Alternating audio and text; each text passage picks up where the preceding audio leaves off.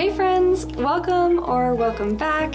If you guys are new here, my name is Bridget and I make home and DIY content here on YouTube. Also, feel free to check out my Instagram page at ByBridgetDIY, and please, it would mean the world to me if you subscribed here and if you went ahead and followed me there. I'm a pretty new content creator right now and this is just a huge leap of faith, so every little bit of support and encouragement helps me so much. Thanks, let's get started. Because it is the back to school season for so many of us, I thought I'd throw together just a couple items and quick DIYs that you can use around your dorm or your office, or if you're a student, just the place you study, to keep things organized and to just feel more productive. I honestly am one of those people where if I have a beautiful space that's calm and aesthetically pleasing, I get more work done. So I think these items will help you out even if you are not a student or you're not in that phase of life. I think you'll find something here that you love. Let's go ahead and jump into our first project. In today's first project, the sky is the limit. It's versatile not only in the materials used to create it, but also in its functionality. There's a lot of room to customize this beginner-friendly piece, so let's get started. So a little while ago I grabbed this cute little DIY macrame planter kit from the dollar section of Target, and actually for today we're not going to use the entire kit, but I will use it in a future project. So all we need is the planter itself. I'm just going to go ahead and remove that little plug for the bottom that would normally keep it from leaking if a plant was in there, and then I'm setting this on a cake stand. Now this might look a little weird, but it's actually going to be really useful. I've got a can of sample paint right here in a color that I've already used on a few different projects in my home, which is why it's mostly gone here. And I'm just going to go in with a foam craft brush and carefully start painting along the sides. You can already see where the cake stand comes in handy. It just helps me rotate as I go. So now I'll go ahead and show you a little bit more of what it looks like. You'll notice that there are some ridges on this planter, so I'm just taking extra care to make sure I get into all those crevices.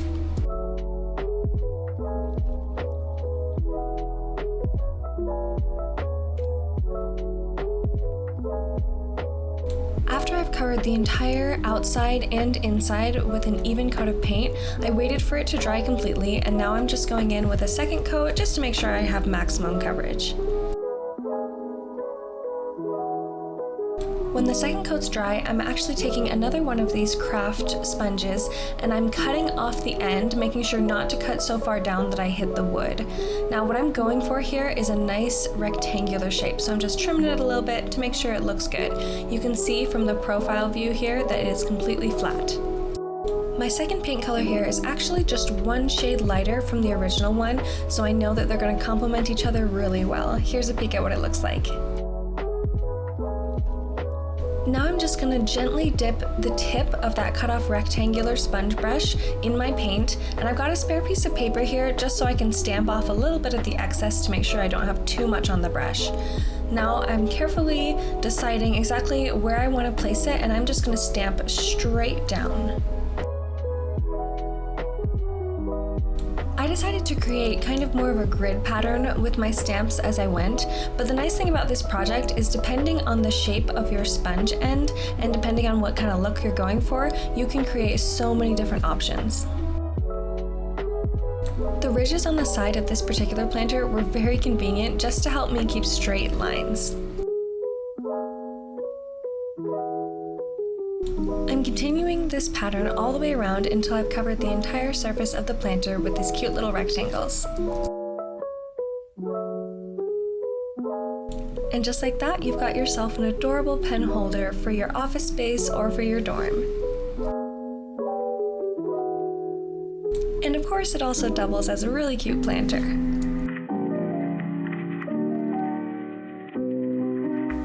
Our next project is practical in any room of your home, and especially if you live in a dorm. Of course, mirrors are nice if you need to just check your hair before you run out the door, but they also give the illusion of bigger and brighter spaces. So today I'm going to show you one of my favorite ways to get a high-end look out of a simple craft store mirror. Let's do this. I'm I'm starting off this project with a simple craft mirror that I grabbed at Michael's. I've also got these half sphere shaped wooden pieces that I'm ultimately going to be gluing around the edge of the mirror. So here I'm just double checking to make sure I've got the right amount of them by setting them kind of roughly where they're going to go. I decided to keep 3 extras that I can use just in case I end up needing them later, or if some of the original ones don't turn out well.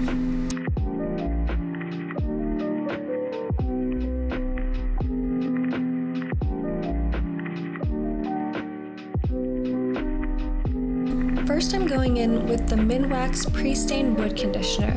This is just going to help prep these wooden pieces for the stain that we're going to be putting on them next. Now you'll notice, of course, I'm covering the entire top surface of it, but I'm also going to go in and cover the back side. This is because when they're glued onto the mirror in a later step, we'll be able to see the tiniest bit of reflection from the back, and I don't want them to be a different color than the fronts.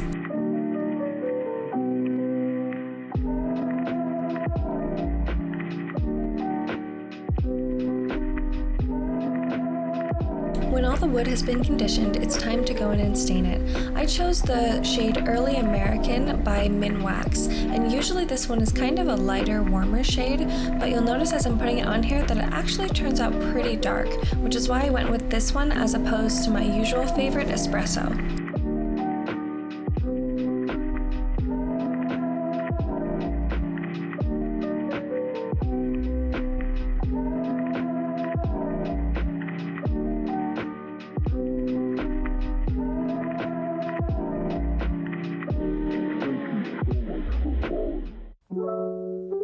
The pieces on the left had imperfections that didn't take the stain as well, so it's a good thing I made a few extras. I'll be using this outer ridge as a guide for where to glue the pieces in the next step. After some trial and error, I found the best combination of glue to get these to stick to the smooth glass of the mirror was some of this E6000, and then I went in and combined it with some Gorilla Hot Glue. The E6000 is very, very strong, but the hot glue is what really holds it on while the E6000 dries.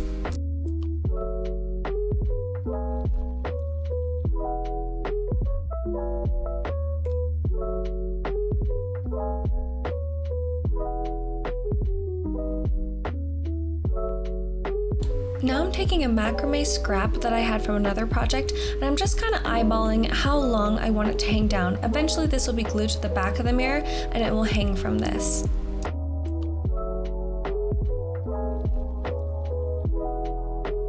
I'm going to go ahead and trim off that excess and then just hold it up again to double check and make sure that I like the length.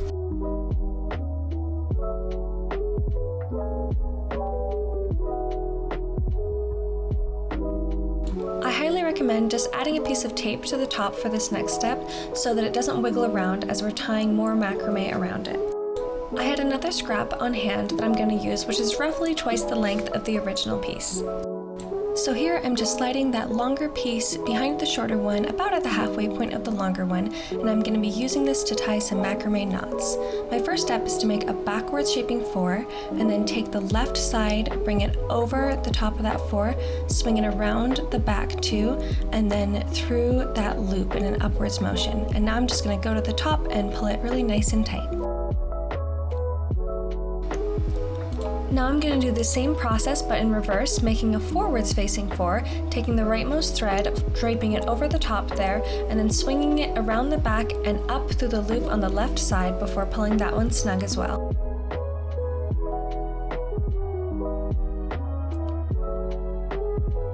Here I'm repeating that entire process starting with a backwards facing 4, but you'll notice that this time instead of pulling it snug all the way up to the top of the previous knots, I'm actually leaving it down about an inch or so. You'll see in a moment what this ends up doing, and it's actually kind of funky and cool.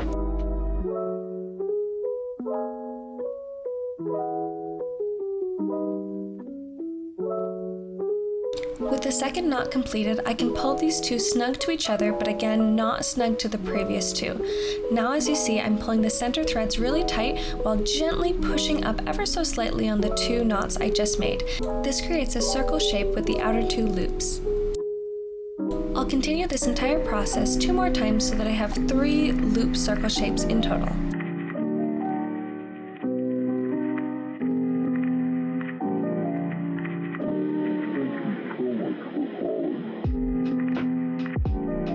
Next, I'm trimming off the extra length that I don't need from these outer two threads so that they're the same length as the inner two.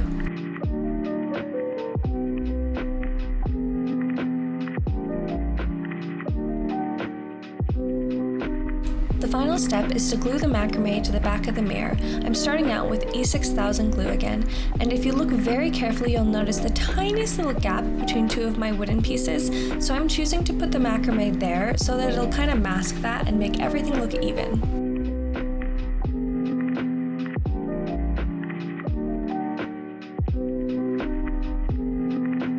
Do as I say, not as I do, and right here I would highly recommend using some sort of gloves or other finger protection just so that you're not risking getting glue on your hands. I lucked out here and didn't get any on my fingers, but I have some that were literally right next to me. I just completely spaced and forgot to use them. So I'm adding some hot glue to the back of this as well. This is for the same reasons as before. The E6000 is really strong, but the hot glue is nice and thick and just kind of cements everything together while the E6000 sets overnight.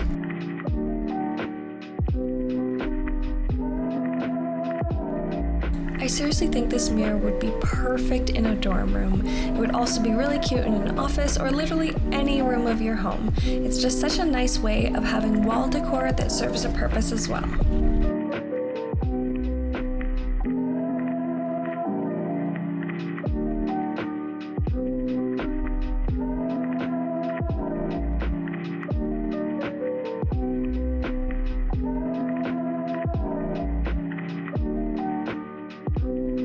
For our last project, I'm stepping slightly out of my comfort zone to create something with air dry clay. Now, this is a material that is completely new to me, but I think I've managed to design a foolproof, easy project. Let's see how this goes. For this project, I'm using the Sculpey brand of air dry clay, and it's a little bit stiff when you first take it out of the bag. So right here, I'm just warming it between my hands and kind of squishing it around to help it be more malleable. This takes a couple minutes, but it's definitely worth the effort. I know most DIYers usually just use a regular rolling pin when they're rolling out their clay, but I decided that I was going to try a fondant roller.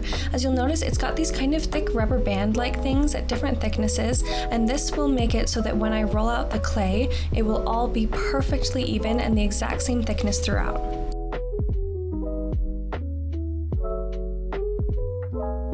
To add some texture onto the surface of the clay, I'm actually just using this doily that I got online. It was only a couple bucks for a pack of 4 of them, and I'm just carefully making sure it's flat and then pushing down really hard. Again, this process definitely took a couple of minutes, but you really want to make sure that the image is evenly pressed down so that the clay is almost kind of sticking up a tiny bit between the holes. Peeling the doily off is seriously so satisfying. Look at how well that image transferred onto the clay.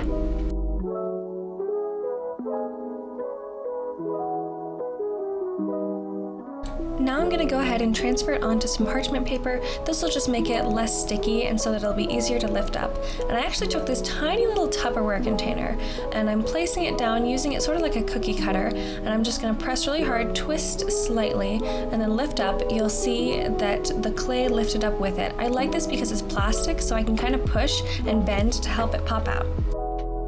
I decided to make 4 of these cutouts since that's the number of magnets that I had on hand, and I'm eventually going to be gluing them onto those magnets.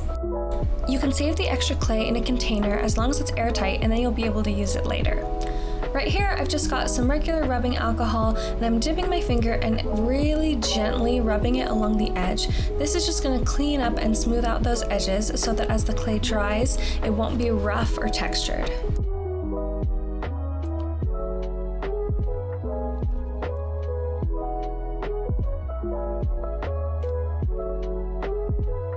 I wasn't a fan of the really bright white color that the clay came in, so I decided to take this kind of creamy ivory color, and I'm just going to be painting over 2 of the 4 pieces using it.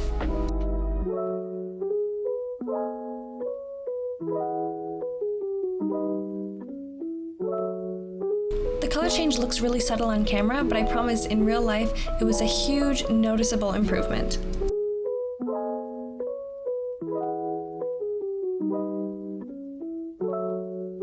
For my next piece, I'm using this terracotta paint, and something that I love about it is that not only is the color very authentic, but it also has the most subtle, kind of grainy texture so that it really does look like it's made from terracotta clay.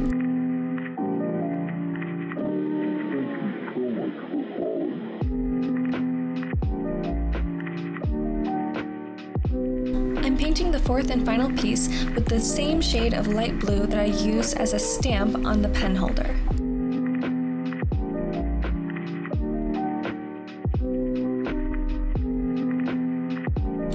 To add some dimension and shine, I pulled out my gilding paint to use over top of some of these. You'll notice it's very thin and watery, which is actually perfect for this project because it seeps right into all those cracks and I don't really have to push it in. You'll see how satisfying it is right here.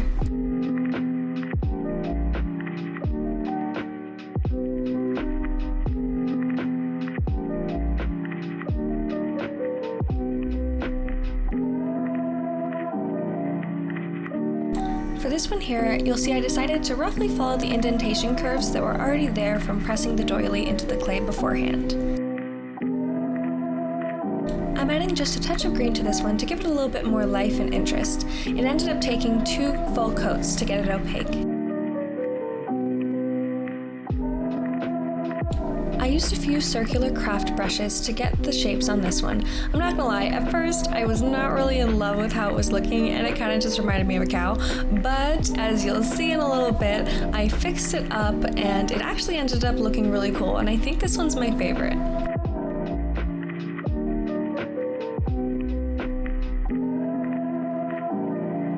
Going over the painted spots with this gold gilding completely transformed this one, and now it looks so much better.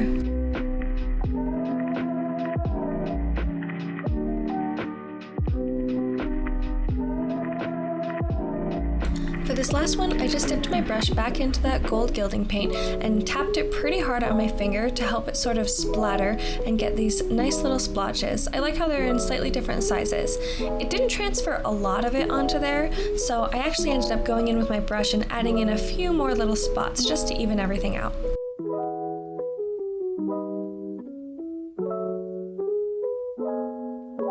To adhere the clay discs to the magnets, we'll be using, you guessed it, a combo of E6000 and hot glue. I will say though that as I was doing this, I realized that these magnets were maybe a little bit larger than they needed to be, or more importantly, they were just stronger magnets. So I had to re-glue 2 of them at one point. If I were you, I would maybe just find a magnet that's a little bit weaker. These ones were advertised as extra strength, and I think that perhaps that was overkill. Alternatively, you could also use a different glue. I know there are ones designed for gluing plastic together, and those are very strong.